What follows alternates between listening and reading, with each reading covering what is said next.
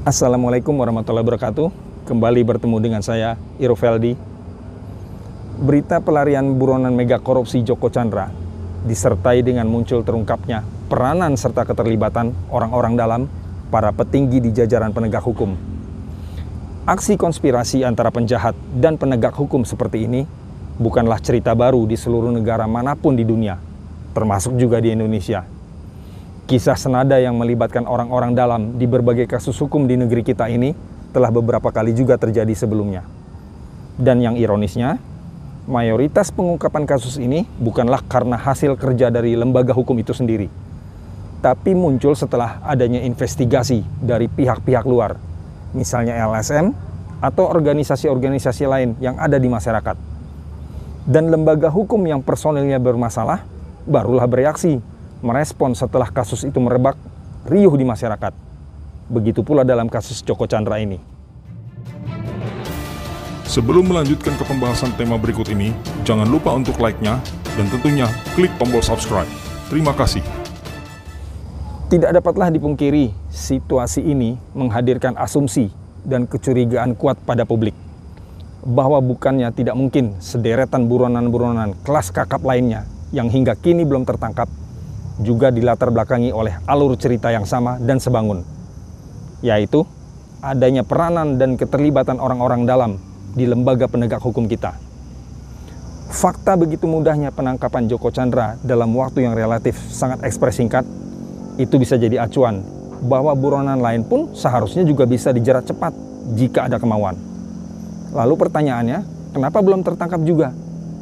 Jawabannya jelas terang benderang, yaitu sangatlah besar kemungkinan karena adanya skenario dari orang dalam yang masih menjadi penghalang.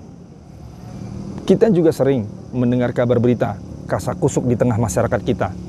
Cerita dan siulan yang beredar bertebaran tentang berbagai kasus hukum kecil yang ada dan terjadi di seputaran masyarakat, yang intinya menegaskan bahwa segala kasus hukum ada kans dan peluangnya untuk dibereskan secara damai di bawah meja, berkong kali kong dengan aparat penegak hukum. Itulah stigma yang berkembang di masyarakat.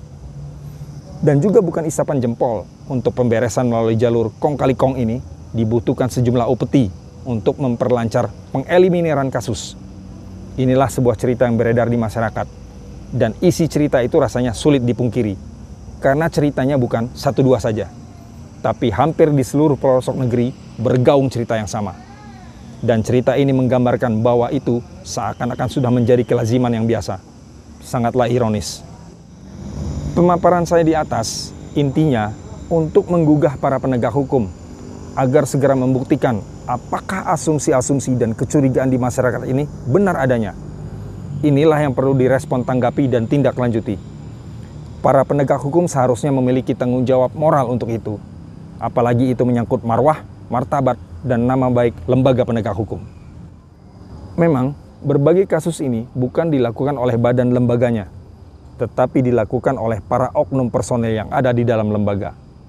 Namun, harusnya lembaga punya kepekaan dan sensitivitas atas tingkah pola orang-orang yang ada di dalamnya. Punya ketelitian terhadap perilaku sepak terjang anggota-anggotanya. Karena sudah cukup sangat sering kita dengar berita, begitu kasus terungkap, tereksposlah gaya hidup mewah dari si oknum selama ini. Gaya hidup mewah yang telah lama dipertontonkan oleh si oknum sejak lama. Nah, inilah yang jadi tanda tanya besar.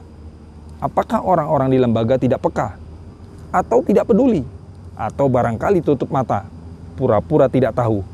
Karena para orang-orang dalam lembaga juga menjaga privasi lahan permainannya masing-masing. Hanya Tuhanlah yang tahu, beserta mereka juga. Demikian pemaparan singkat saya ini, dan sebagai penutup, saya tidak akan menarik kesimpulan apapun. Karena dari pemaparan saya di atas, teman-teman pasti akan sangat mudah menarik arah kesimpulannya. Silahkan masing-masing menarik kesimpulan apa poin yang bisa diambil dari pemaparan saya di atas. Kiranya apa yang saya sampaikan ini dapat diambil hikmahnya, serta disikapi dengan positif dan bijak. Wassalamualaikum warahmatullahi wabarakatuh.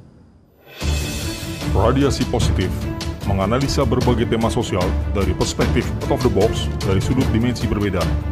Diharapkan menghadirkan pencerahan yang dapat dijadikan pedoman untuk menilai dengan logis dan bijak.